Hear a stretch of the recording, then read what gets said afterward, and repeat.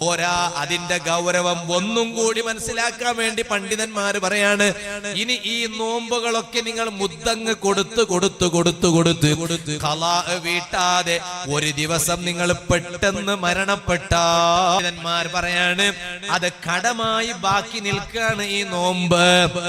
ഈ മരിച്ച പെണ്ണുങ്ങൾക്ക് അനന്തര സ്വത്തുണ്ടോ എന്ന് നോക്കണം.